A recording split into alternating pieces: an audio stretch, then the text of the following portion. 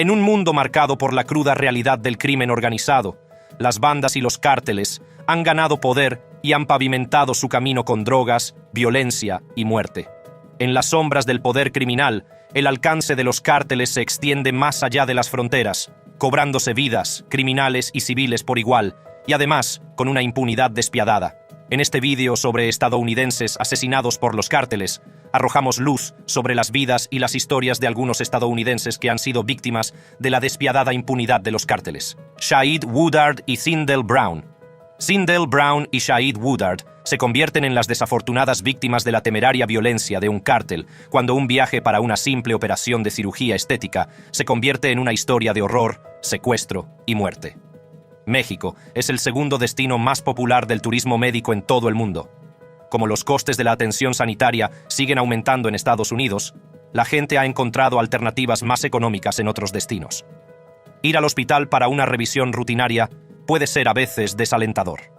Imagínese el estrés mental y emocional de tener que viajar al otro lado de la frontera para una intervención quirúrgica.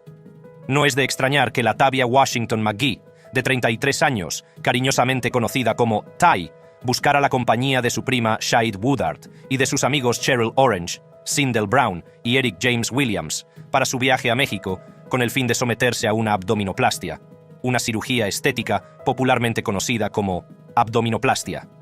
El 3 de marzo de 2023, solo Shaeed Woodard, Cindell Brown y Eric James Williams acompañarían a Ty a Matamoros, México, ubicado en el estado nororiental de Tamaulipas, al sur de Brownsville, Texas. Por otro lado, a Cheryl Orange se le negó la entrada a México por no estar con su pasaporte. El 4 de marzo, Cheryl Orange intentó ponerse en contacto con sus amigos, pero fue en vano. Agitada, se puso en contacto con el Departamento de Policía de Brownsville. Tras una investigación, se descubrió que los 4 estadounidenses habían tenido algunas dificultades poco después de cruzar la frontera con México. La embajada estadounidense en Ciudad de México informó de que el grupo había sido emboscado por desconocidos que abrieron fuego contra el monovolumen blanco en el que viajaban, matando a Cindell Brown y Shaeed Woodard. Los pistoleros también sacaron por la fuerza los cadáveres y otras víctimas del lugar.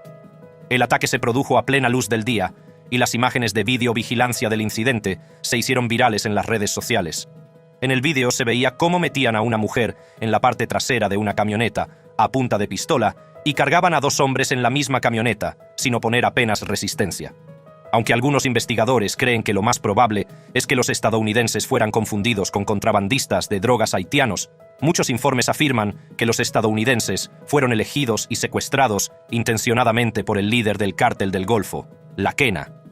El Cártel del Golfo es uno de los grupos de delincuencia organizada más antiguos de México. Esta organización de narcotraficantes y sindicato criminal, fundada por Juan Nepomuceno Guerra en la década de 1930, comenzó como una red de contrabando de alcohol y tráfico de heroína, antes de pasar al tráfico de marihuana, metanfetamina y cocaína. También son conocidos por sus asesinatos, extorsiones, secuestros y otras actividades delictivas. De hecho, el Cártel del Golfo y su grupo rival, los Zetas, son los 2 cárteles de la droga con más secuestros de todo México. Estos cárteles son responsables de más de la mitad de los secuestros del país. El Cártel del Golfo es famoso por someter a sus víctimas a torturas atroces, ganando popularidad por prenderles fuego y dejarlas morir lentamente. La colaboración de las fuerzas de seguridad estadounidenses y mexicanas permitió recuperar los cadáveres de Cindell Brown y Shaeed Woodard, junto a los cuerpos heridos de la Tavia Washington McGee y Eric James Williams, en una choza a las afueras de Matamoros. Los gobiernos de ambos países tienen opiniones encontradas sobre los motivos del atentado. Mientras que el gobierno estadounidense cree que los culpables sabían que las víctimas eran ciudadanos estadounidenses, el gobierno mexicano insiste en que fueron confundidos con miembros de una banda rival. En un extraño giro de los acontecimientos, las autoridades recibieron una carta manuscrita de la secta de los escorpiones del Cártel del Golfo mientras se realizaban las investigaciones. En la carta, el cártel asumía la responsabilidad del incidente y pedía disculpas, afirmando que el secuestro iba en contra de su código: nunca hacer daño a personas inocentes. La carta también iba acompañada de 5 hombres, atados en un vehículo y considerados responsables de la muerte de Cindell Brown y Shaeed Woodard. Arthur Red Elves. La muerte, como casi cualquier otra cosa en la vida, puede llegarte en el momento más aleatorio e inoportuno. Puedes estar en una fiesta celebrando la vida, ignorando por completo que tu muerte está a la vuelta de la esquina. Este fue el caso de Arthur Redelfs, asesinado en plena calle por miembros de una banda local, los Aztecas, conocidos aliados del cártel de Juárez. El 10 de marzo de 2010, Arthur Redelfs acompañó a su esposa, Leslie Enríquez, y a su hija a una fiesta de cumpleaños en el Consulado de Estados Unidos en Ciudad Juárez, México. Tras participar en la fiesta, la familia se montó en el coche y se dirigió a casa, pero nunca llegaron. En un mortífero caso de confusión de identidad que más tarde se conocería como los asesinatos del Consulado de Estados Unidos, las autoridades informaron de que un coche lleno de pandilleros armados siguió al coche de la familia cuando se alejaban del consulado y lo acribilló a balazos.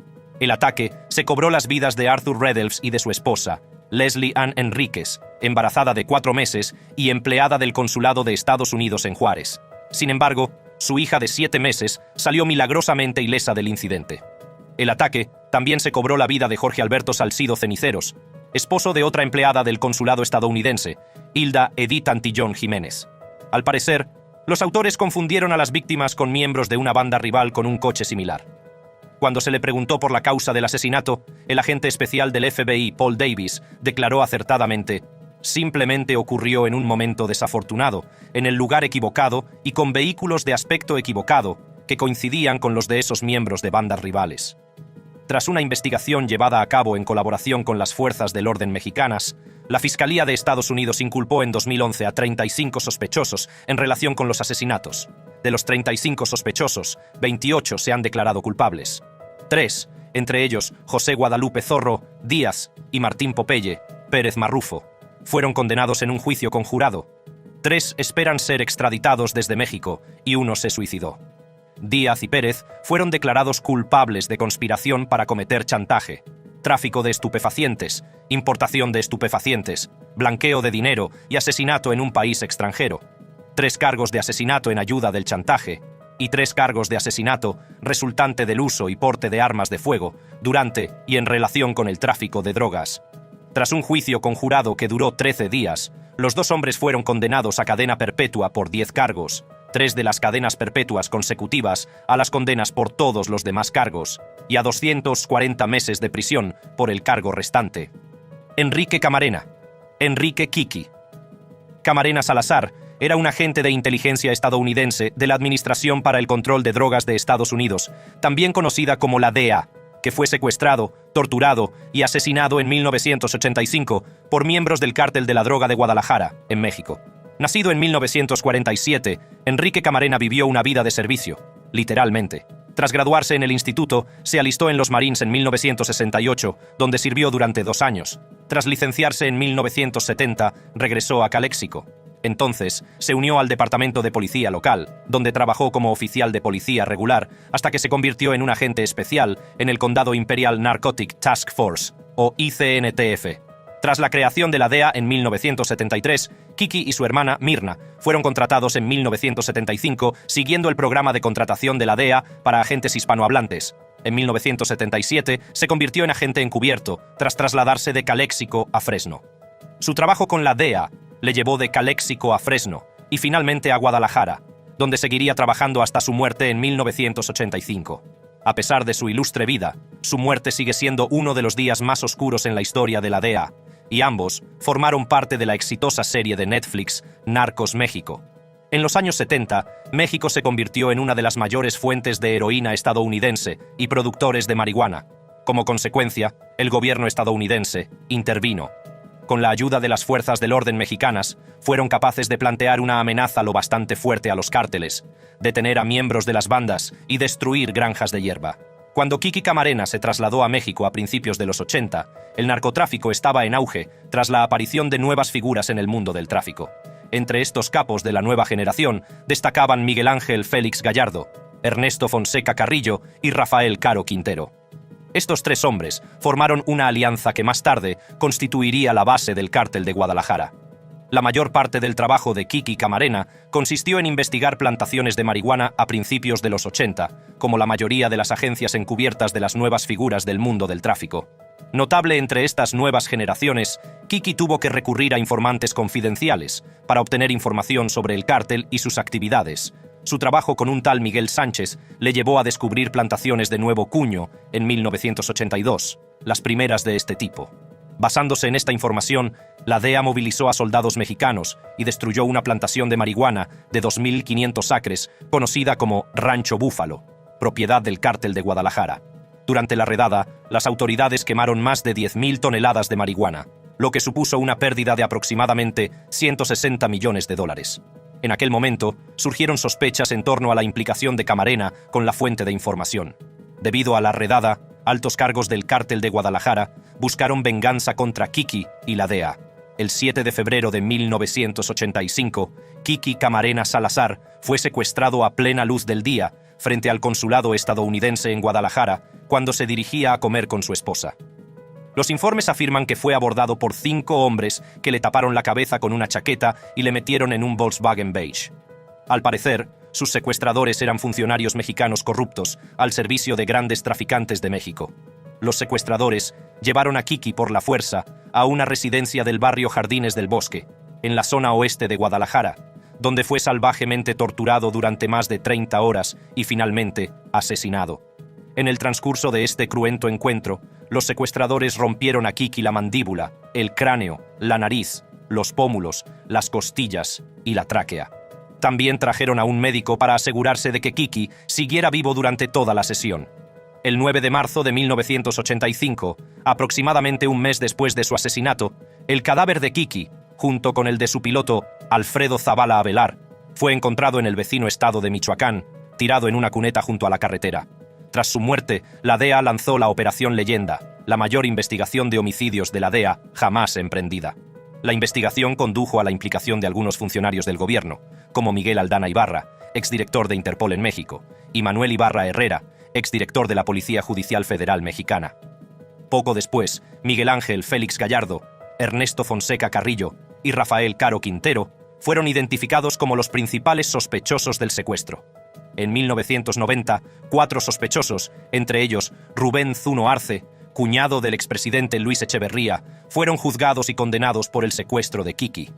Al final, más de 10 personas fueron condenadas en relación con la muerte de Kiki Camarena. Familia Levarón. Con la globalización y la aceptación general de la migración, no es raro que las personas, las familias o las comunidades hagan las maletas y se trasladen de un país a otro. Sin embargo, cuando los Levarón, una familia mormona muy unida, decidieron trasladarse de Utah a México para comenzar una nueva vida y una nueva comunidad, nada podría haberles preparado para las oleadas de pérdida y dolor que sufrirían supuestamente a manos del cártel mexicano de la droga, La Línea, conocidos aliados y ejecutores del cártel de Juárez. La familia Levarón emigró a México a principios del siglo XX a raíz de un enfrentamiento con la Iglesia de Jesucristo de los Santos de los Últimos Días, comúnmente conocida como SUD o mormones. Las desavenencias se debieron a la doctrina de la poligamia de la familia Levarón, aunque la poligamia se prohibió en EEU en 1880 y la Iglesia de los Santos de los Últimos Días no la aprobaba. Los Levarón, fundamentalistas mormones, querían seguir con su práctica de tener varias parejas. De ahí que la familia emigrara y se estableciera en Galeana, Chihuahua, México, una de las zonas más peligrosas del norte de México. Aunque la poligamia también es ilegal en México, los informes afirman que el gobierno mexicano llegó a un acuerdo con la comunidad y aceptó ignorar sus costumbres matrimoniales. Su comunidad mormona se estableció plenamente y siguió creciendo. En los años 50, la comunidad prosperaba como cultivadores de pacanas y también plantaban y comerciaban con trigo, manzanas, miel y otros productos de sus huertos. A medida que la comunidad mormona seguía creciendo, fue abandonando gradualmente la época de la poligamia, volviendo a una vida de relativa normalidad, lejos de la interferencia de los gobiernos mexicano y estadounidense. El 4 de noviembre de 2019 marcó el final de la era pacífica de la que disfrutaba la comunidad mormona, ya que pistoleros desconocidos atacaron 3 coches con miembros de la familia Levarón, matando a 9 e hiriendo a 6. Las víctimas de la masacre de Levarón incluyen a los gemelos de 8 meses Tiana y Titus Miller, Rogan Langford de 2 años, Crystal Miller de 10 años, Trevor Langford de 11 años, Howard Miller de 12 años, Christina Langford de 29 años, María Ronita Miller de 30 años y Dawna Ray Langford de 43 años. Los informes afirman que los pistoleros, en un par de ataques, abrieron fuego primero contra un Chevrolet Tahoe en el que viajaban Ronita Miller Levarón y sus 4 hijos. Después, contra 2 todoterrenos Chevy Suburban, en uno de los cuales viajaba Dawna Ray Langford con 9 niños como pasajeros, mientras que Christina Marie Langford, con su hija de 7 meses, viajaba en el otro. El cadáver de Christina Marie Langford fue hallado a 15 metros de su vehículo, mientras que su bebé fue encontrado ileso en el vehículo. Al parecer, había bajado del vehículo con las manos en alto, en señal de rendición antes de ser asesinada. La carrocería calcinada del Chevrolet Tahoe fue descubierta a 11 millas, de donde se encontró el cuerpo de Christina Langford. Los informes afirman que el coche estalló en llamas debido a las balas disparadas contra el vehículo. Tras la masacre, el entonces presidente de Estados Unidos, Donald Trump, en una serie de tweets, se ofreció a ayudar al gobierno mexicano a librar la guerra contra los cárteles. El presidente de México, Andrés Manuel López Obrador, emitió una respuesta en la que afirmaba que no creía que su país necesitara ayuda, pero que permitiría la cooperación cuando fuera necesaria. Las autoridades mexicanas afirman que la familia fue víctima de un error de identidad. Sin embargo, es bien sabido que la extensa familia LeBaron suele entrar en conflicto con los narcotraficantes de Chihuahua. Un pariente de las víctimas dijo que los asesinos seguramente sabían a quién apuntaban. Alex LeBaron, portavoz de la familia, declaró: «Llevamos aquí más de 50 años. No hay nadie que no los conozca. Quienquiera que haya hecho esto era consciente. Eso es lo más aterrador». El 25 de noviembre de 2020 fueron detenidos 3 sospechosos de la masacre de la familia LeBaron, presuntamente miembros del cártel de la droga de la línea, entre ellos el presunto autor intelectual Roberto González Montes, alias El Mudo, Eulalio Domínguez Alanís y Santiago Casabantes Radovich. Benjamin LeBaron. La masacre de la familia. LeBaron en 2019 no era la primera vez que el cártel de Juárez tenía como objetivo a la familia LeBaron y a su comunidad mormona. La implicación de la familia LeBaron con la vida y los bajos fondos de México se remonta a años después de que la familia se estableciera en Galeana, Chihuahua, México. En 2012, un documental de Vice Media titulado La Guerra Mormona Mexicana expuso la traumática y violenta historia de los cárteles de la droga mexicanos de la zona hacia la familia LeBaron por la riqueza y los recursos de la familia. En el documental, el portavoz de la familia, Brent LeBaron, declaró que la familia ha tenido roces con el cártel y que a la familia no le gusta hablar demasiado de ellos. El primer encuentro documentado de los LeBaron con el cártel de Juárez se remonta a 2009, cuando el cártel secuestró a Eric LeBaron, un chico de 16 años, y les exigió un rescate de $1 millón. Sin embargo, la familia se negó a pagar el rescate y desafió a los secuestradores. En lugar de ello, los miembros de la comunidad mormona, envalentonados por el apoyo de otras comunidades, se manifestaron en la plaza central de la ciudad de Chihuahua, capital del estado, exigiendo al gobierno que tomara medidas. Tras la manifestación, el secuestrado Eric LeBaron fue misteriosamente liberado por los secuestradores, a pesar de que el rescate seguía sin pagarse. Tras la liberación de Eric, Benjamín Benji, Franklin LeBaron Rey, líder comunitario, activista contra la delincuencia, fundador de la Sociedad Organizada Segura y hermano del secuestrado, Eric LeBaron, concedió frecuentes entrevistas a medios de comunicación locales y nacionales, en las que hablaba de las actividades de los cárteles en la región y pedía al gobierno que interviniera y llevara a los delincuentes ante la justicia. El 7 de julio de 2009, Benjamin LeBaron fue secuestrado en su domicilio por 10 hombres fuertemente armados y vestidos de policía. Los secuestradores aterrorizaron a su esposa e hijos, y al oír la conmoción, Luis Carlos Whitmar, uno de los cuñados de Benjamín, corrió a ayudarlo. Los hombres también le agredieron y acabaron llevándoselos. Sus cadáveres aparecieron más tarde, magullados y asesinados a tiros, a 10 minutos del pueblo. Los asesinos colocaron un inquietante cartel en el lugar donde mataron a Benjamin. El cartel decía: «Esto es por los líderes de LeBaron, que no creyeron y que siguen sin creer». Los informes afirman que el mensaje dejado junto a los cadáveres de Benjamin LeBaron y Luis Whitmar decía que el ataque era en represalia por los 25 sospechosos capturados en la localidad vecina por la policía a raíz de una denuncia anónima. En una entrevista concedida tras la muerte de su hermano, James LeBaron explicó que la comunidad no quería que se les considerara luchadores contra el crimen. Solo querían vivir seguros en su casa. Aunque se han practicado múltiples detenciones tras el asesinato de Benjamin y otros miembros de la familia LeBaron, el cártel de Juárez sigue manteniendo un reino de terror sobre los residentes en esa región. Paul Nguyen. Aunque México es uno de los países con mayor número de cárteles y bandas activas, estas organizaciones delictivas también existen en otras partes del mundo. y Sudamérica es famosa por tener uno de los índices de delitos relacionados con cárteles más altos del mundo. Medellín, una vibrante ciudad de Colombia, destaca por su animada vida nocturna y su reputación de ser acogedora para los profesionales del tipo nómada digital. Estos y otros de sus encantos atrajeron a Paul Nguyen, un consultor logístico de 27 años, afincado en California, que más tarde aparecería muerto junto a un contenedor de basura el 10 de noviembre de 2022. Paul, acompañado de su amigo, reservó unas vacaciones con planes de hacer turismo, experimentar la vida en Medellín y asistir a un concierto de Bad Bunny. Durante su viaje, decidió explorar las citas en línea y conocer algunos locales. Entró en el popular sitio de citas en línea Tinder, donde hizo match con una joven. Ambas partes acordaron encontrarse en un bar del poblado, un barrio acomodado famoso por sus restaurantes gourmet y cafés chic. Durante la cita, Paul tomó una foto en Snapchat de su cita, una delgada encaje de pelo castaño con vaqueros oscuros y chaqueta blanca, con el pie de foto. La barrera del idioma es irreal. Paul y sus amigos desconocían que esa foto de Snapchat sería la última vez que sabrían de él.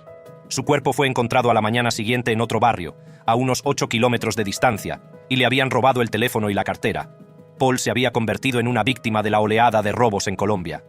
Las autoridades tuvieron conocimiento de la desaparición de Paul Nguyen después de que su amigo alertara a su familia, cuando no regresó a su Airbnb esa noche. Mientras esperaban una respuesta, se dieron cuenta de que la cuenta bancaria de Paul había sido vaciada mediante una serie de extrañas transacciones a altas horas de la noche. Esa misma mañana encontraron el cadáver de Paul en otra zona de la ciudad. Los informes afirman que Paul Nguyen fue engañado y drogado por su cita, que al parecer formaba parte de un conocido cártel de la droga del país, cuyas operaciones incluyen secuestros, robos a mano armada y tráfico de drogas. Además, el cártel ha empezado recientemente a utilizar aplicaciones de citas para atraer y engañar a víctimas inocentes, principalmente turistas, y robarles tras sedarles o a punta de pistola. Las autoridades alegan que Paul fue drogado con un sedante peligroso llamado clonazepam, que le provocó un fallo respiratorio que le causó la muerte. Aunque la policía no anunció oficialmente las detenciones hasta el 4 de abril de 2023, David Rodríguez, el abogado que representa a la familia Nguyen, declaró que la policía colombiana detuvo a una mujer llamada Evelyn Henao Herrera y a sus 2 cómplices el 31 de marzo. El 3 de abril, los 3 sospechosos se enfrentaron a una vista inicial en la que el tribunal dictaminó que permanecerían en prisión a la espera de su próxima vista. Aunque los informes que afirman que la muerte de Paul Nguyen está relacionada con los cárteles carecen en gran medida de fundamento, no es infrecuente que estos estafadores operen como parte de una banda de narcotraficantes o tengan vínculos con cárteles notorios de la región. Wilson, el investigador privado que sigue el caso Nguyen, declaró al parecer: estas bandas están formadas por 3 o 4 personas, quizá un poco más, pero 3 o 4 pueden llevarla a cabo la estafa. Patrick Braxton Andrew. Cuando los turistas viajan o visitan un lugar interesante, como Chihuahua en México, normalmente quieren explorar el terreno, conocer a los lugareños, dar largos paseos lentos por la playa, visitar lugares de interés alrededor de la ciudad, hacer una caminata por los hermosos senderos o visitar a sus familiares en la ciudad. Algunas de estas actividades estaban en la lista de cosas por hacer de Patrick Braxton Andrew, un joven profesor estadounidense de 27 años de Carolina del Norte, que desapareció mientras practicaba senderismo en el norte de México el 28 de octubre de 2018. Los informes afirman que el profesor de español de 34 años, que viajaba con frecuencia por América Latina, había viajado para ver las fascinantes barrancas del cobre en la remota región montañosa Tarahumara de Chihuahua. Pato, como le llamaban cariñosamente, estaba de excursión en la zona de la playita, cuando, al parecer, se encontró con unos hombres armados que eran miembros de la célula de narcotraficantes del cártel de Sinaloa, dirigida por José Noriel Portillo Gil, alias El Chueco. Aunque se creía que había muerto en abril de 2017, José Noriel Portillo Gil reapareció en septiembre de 2017, cuando presuntamente dirigió un ataque contra la Comisión Estatal de Seguridad en Urique. Los informes afirman que Patrick fue secuestrado poco después de llegar a la playita. Al parecer, los pistoleros lo secuestraron, lo torturaron, le dispararon en la cabeza y lo enterraron. Las investigaciones para encontrar a Patrick comenzaron después de que no acudiera a la cita con su hermano, Kerry Braxton Andrew. Sin embargo, la búsqueda mediática y física duró poco después de que las autoridades mexicanas informaran a la familia, 2 días después de iniciarse la búsqueda, de que miembros del cártel habían matado a Patrick. Poco después, las autoridades comenzaron las investigaciones y los intentos de encontrar y recuperar el cuerpo de Patrick. Al enterarse de que las autoridades habían comenzado a buscar el cuerpo de Patrick en las regiones montañosas, el cártel lo exhumó de la ubicación inicial y lo trasladó a unos 160 kilómetros de donde estaba enterrado. El 17 de noviembre de 2018, el cuerpo de Patrick Braxton Andrew fue encontrado junto a la carretera cerca de Guapalena. Las autoridades mexicanas afirman que los asaltantes podrían haber confundido a Patrick con un agente encubierto de la Administración para el Control de Drogas de Estados Unidos. Por el contrario, los rumores afirmaban que el joven profesor buscaba conseguir droga antes de ser asesinado.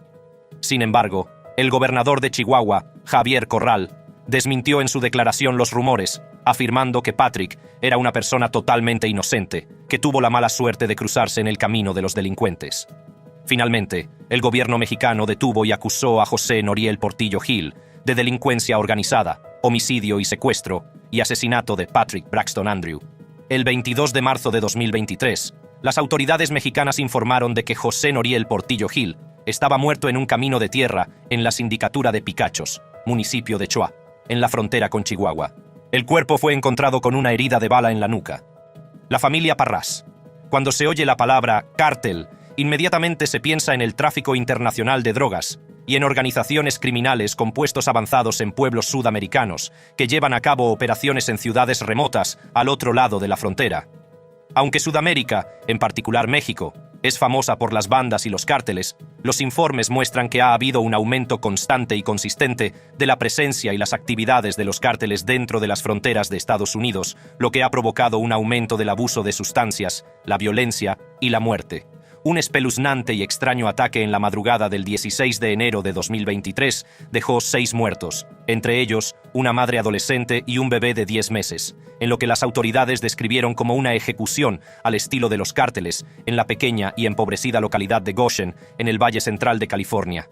Las víctimas, Rosa Parrás, de 72 años, Eladio Parrás Jr., de 52, Jennifer Anaya, de 50, Marcos Parrás, de 19, Elisa Parrás, de 16, y Nicolás Parrás, de 10 meses, recibieron disparos a quemarropa en un brutal ataque que dejó a muchos conmocionados e incrédulos. Los informes afirman que el ataque se produjo en el interior de la casa de la familia en Goshen. 3 de las víctimas fueron encontradas en el interior de la casa, una en el portal, mientras que las otras 2 fueron halladas en la calle. En declaraciones a la prensa el día del ataque, Mike Boudreau, sheriff del condado de Tulare, declaró que las autoridades creen que no se trató de un ataque al azar y que la familia era el objetivo de lo que se sospecha que es un ataque relacionado con bandas. Poco después de iniciarse las investigaciones, la policía identificó a 2 sospechosos, miembros validados de la banda Norteños, en relación con los asesinatos de Goshen.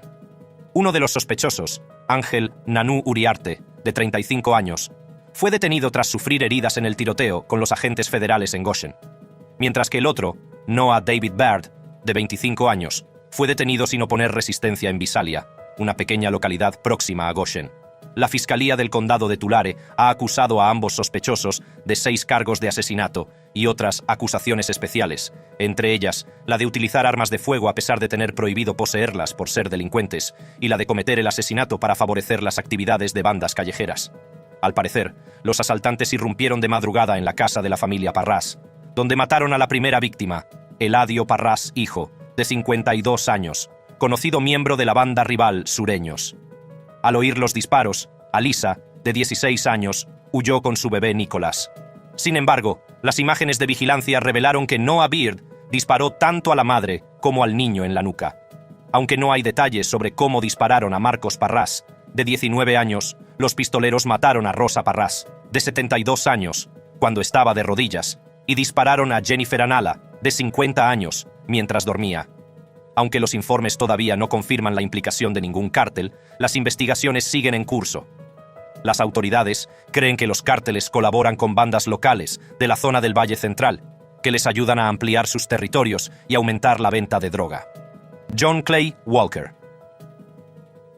John Clay Walker era un periodista estadounidense y escritor en ciernes, que fue secuestrado, torturado y asesinado en Guadalajara, Jalisco, México, por miembros del Cártel de Guadalajara, que actuaban por orden de su líder, Rafael Caro Quintero. Los informes afirman que el joven periodista y su amigo fueron asesinados bajo la falsa sospecha de que eran agentes encubiertos de la DEA. Tras licenciarse con honores del Cuerpo de Marines de los Estados Unidos en 1968, John aprovechó la Hay Bill y se licenció en periodismo por la Universidad de Minnesota en 1976. En 1983, John, su mujer y sus 2 hijos se trasladaron a Guadalajara para disfrutar de un año sabático que le permitiera centrarse en su carrera como novelista a tiempo completo. Sin embargo, un desafortunado encontronazo con el entonces líder del cártel de Guadalajara, Rafael Caro Quintero, haría que nunca alcanzara su sueño de ser el autor de una novela épica de misterio y asesinato, irónicamente. John y su amigo Albert Radelat, un estudiante de odontología de Fort Worth, Texas, fueron vistos por última vez entrando a cenar en La Langosta el 30 de enero de 1985. Sin que ellos lo supieran, Rafael Caro Quintero había alquilado el mismo restaurante para una de sus fiestas privadas. Por la misma época, Rafael Quintero quería sangre de la agencia antidroga estadounidense, cuyas redadas habían causado daños considerables a las finanzas del cártel. Y aquí estaban 2 hombres al azar, sin pretensiones, paseando casualmente en un evento privado. Para Caro Quintero y sus hombres, bien podían ser agentes encubiertos estadounidenses. Cuando John y Albert entraron en el restaurante, los detuvieron bajo la sospecha de que eran agentes de la DEA y los llevaron al almacén, donde los interrogaron y torturaron con picahielos. Al parecer, John murió de un traumatismo craneal por objeto contundente mientras lo torturaban, mientras que Albert sobrevivió a la terrible experiencia. Pero murió cuando ambos eran trasladados al parque de San Isidro Mazatepec, en Zapopan, donde fueron enterrados.